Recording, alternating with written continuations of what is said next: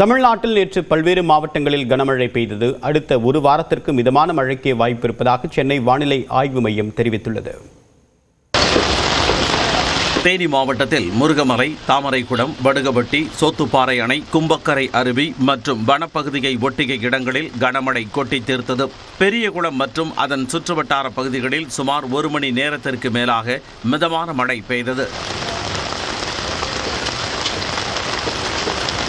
நாகை மாவட்டத்தில் வெடிப்பாளையம், காடம்பாடி, பால்பண்ணைச்சேரி, நாகூர், தெத்தி, சங்கமங்கலம், பாலையூர் உள்ளிட்ட பல்வேறு பகுதிகளில் சுமார் 1 மணி நேரம் கனமழை பெய்த நிலையில் மாவட்ட ஆட்சியர் அலுவலக வளாகத்தில் மழைநீர் தேங்கியது.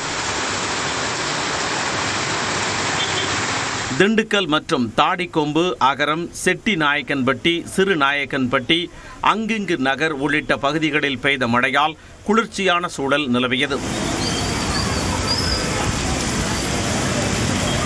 கொடைக்கானலில் கனமழை வெளுத்து வாங்கியது. மழையையும் பொருட்படுத்தாமல் சுற்றுலா பயணிகள் படகு சவாரி செய்து மகிழ்ந்தனர்.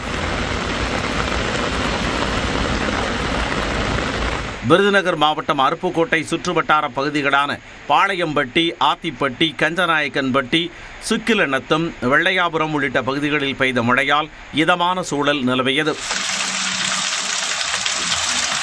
சென்னை மற்றும் சுற்றுவட்டார பகுதிகளில் நேற்று மழையின்றி மேகமூட்டமாக காணப்பட்டது.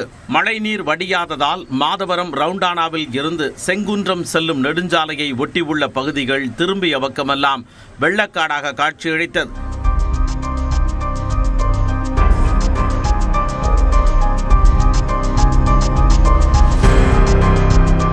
திருவள்ளூர் மாவட்டத்தில் மழை பாதிப்புகளால் பொதுமக்கள் பெரும் அவதிக்குள்ளாகி வருகின்றனர். சோழவரம் ஏரியில் திறக்கப்பட்ட தண்ணீர் பெருக்கெடுத்து ஓடுவதால் தேவநேரி கிராமம் தனி தீவு போல காட்சியளிக்கிறது. சாலைகளில் தண்ணீர் பெருக்கெடுத்து ஓடுவதால் தேவநேரி, எருமைவெட்டி பாளையம் உள்ளிட்ட கிராம மக்கள் டிராக்டர் மூலம் ஆபத்தான முறையில் பயணித்து வருகின்றனர்.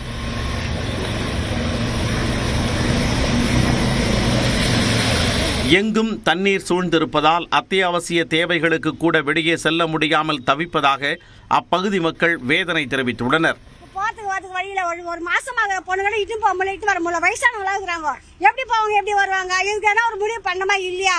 இவங்க கம்பெனி தானே அர்த்தம். அப்புறமா அதான் சார், எனக்கு வேற ஒண்ணு சார். இதுங்க சார் மழை வந்தா இப்படிதான் சார் இருக்கா. சோழவரம் ஏரியில் இருந்து உபரி நீர் வெளியேறியதில் சுமார் 200 ஏக்கர் விளை நிலங்களும் நீரில் மூழ்கியுள்ளன. இதனிடையே தென்மேற்கு வங்கக்கடல் மற்றும் அதனை ஒட்டிய பகுதிகளின் மேல் ஒரு வளிமண்டல கீழடுக்கு சுழற்சி நிலவும் நிலையில் இன்று தமிழ்நாடு மற்றும் புதுச்சேரியில் கனமழையின்றி மிதமான மழைக்கே வாய்ப்பு உள்ளதாக சென்னை வானிலை ஆய்வு மையம் தெரிவித்துள்ளது.